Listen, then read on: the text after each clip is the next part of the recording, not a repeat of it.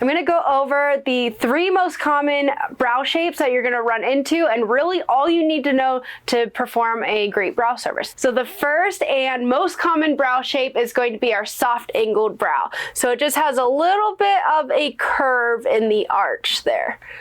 Okay. Next, we are going to have, let me write this, soft angle. Next, and another common brow is going to be a sharp angled brow.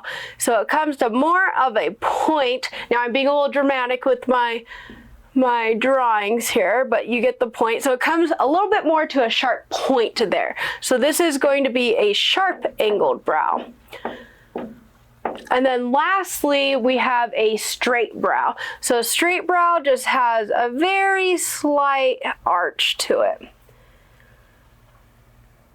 All right, so these are the 3 most common, and if you know all of these 3, then you're golden. So how do we choose which one to pick for our client? So first and foremost, when I'm doing consultation at the beginning of the service, I always ask them what they prefer. I say, do you prefer a soft angled brow or a sharp angled brow? A straight brow is something someone has naturally. It's not often that someone's going to come in and be requesting this. This is something that they just naturally have.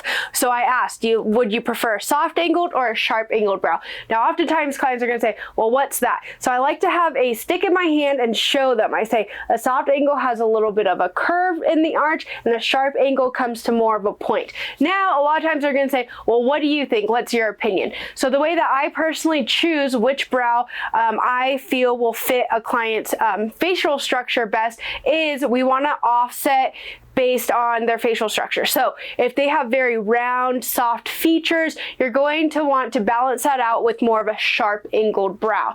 If they have very sharp features, then you're going to want to offset that with more of a soft angled brow. So just think in opposites. Also, a brow, removing just a few hairs can like change the entire look of someone's face. So if someone has wider set eyes, you can actually have the start of the brow start inwards a little bit further than it should, and it will actually help make the appearance of their eyes being a little bit closer. Now if someone has very close set eyes, then you may have the start a little bit further out than you normally would, and that can give the appearance of their eyes being a little bit further apart. But when it comes to the shape, you just want to remember that you think in opposites. Very sharp features will look best with a soft brow, and very soft features will look best with a sharp angled brow. Next, it's really important that you know the structure of a brow. So there's 3 points to a brow and 2 areas. So the 3 points of a brow are going to be, let me draw a new brow here.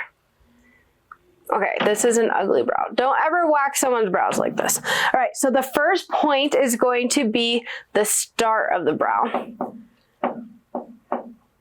Okay, the second point is going to be the arch, and the third point is going to be the end. Okay, so 3 points: start, arch, end. Okay, and then we have 2 areas. So the 2 areas are going to be the body of the brow, which is from the start to the arch, and then the second area is going to be the tail, which is from the arch to the end. So now let me show you on my model what that looks like and how we measure that out. All right, so here's my model, AKA my husband, and I'm going to show you the structure of the brow and how it is that we want to measure it. So first we have the start of the brow. So you're going to use your brow waxing stick to help you with measuring this out. So from the crease of the nostril, not the outer part of the nostril, the crease of the nostril straight up, this is where we want the start of our brow to begin, or within range. So, and this is a little bit more advanced. So what do I mean by that? You can turn your stick sideways, and if the start starts anywhere within the range of this stick here, then you are golden. Now remember what I was saying earlier. If someone has wide set eyes, you might want the start of their brow to start a little bit further in, so closer to this part of the stick. If they have close set eyes and we're wanting to give the appearance of them being further apart, then you may want to bring the start out a little bit closer to this end. If you're just starting and this is just too much, just go ahead and be dead on with crease of the nostril straight up. All right, so that is the start of our brow. Now the arch. outer crease of the nostril. So we go from the crease of the nostril to the outer corner of the nostril through the pupil. Now you do not need to ask your client to open their eye and measure out their pupil. Their pupil is pretty much going to be dead center of the eyelid. So outer corner of the nostril through the center of the eyelid right there, that should be where the highest point of the arch is, or again, within range. Now, a lot of times people just naturally, their arch has their highest point. Usually it's within range. It really can be difficult, especially when you're first starting, to try to move that arch. So we're more than likely just gonna be kind of following with where their natural arch is. Okay, so start, crease of the nostril straight up, arch, outer corner nostril through the center of the eyelid, or even with the pupil. And then we have the end. So outer corner of the nostril again, outer corner of the eye.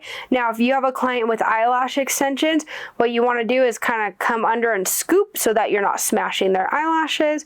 And it's right at the outer corner of the eye.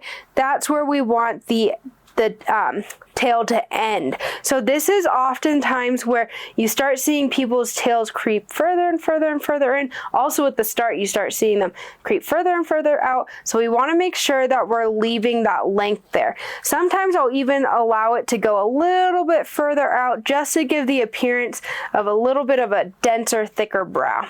Okay, but that's the tail.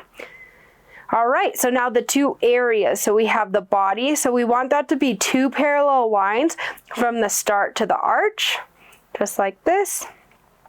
And then the tail. So that's just gonna come to a gradual point from the arch to the end of the brow there. Let me turn so you can see a little bit better. So from the arch to the end, it's gonna come to a gradual point.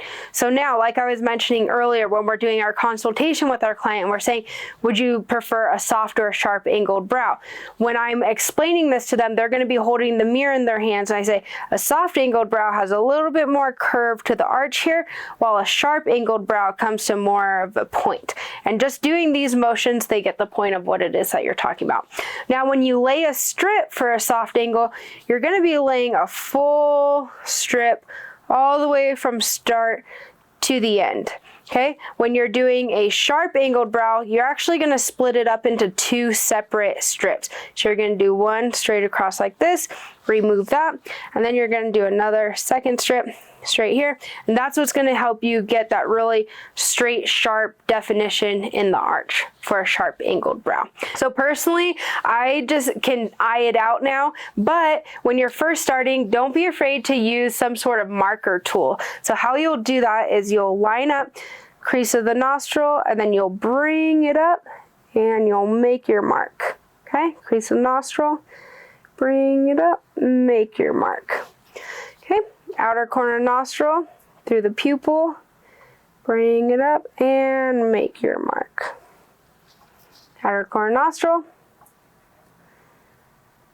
And you can use anything. This is Kelly Baker's brow pencil, but you can use any sort of marking device.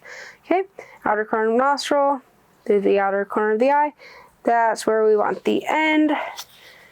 Outer corner nostril, outer corner of the eye. Bring it up and create your mark. Okay, so you can do this as well when you're first starting, just to give yourself a visual and kind of a roadmap here. And then at the end, you'll just go ahead and cleanse this away, and you are good to go. So that is how you map a brow: start, arch, end, body, tail.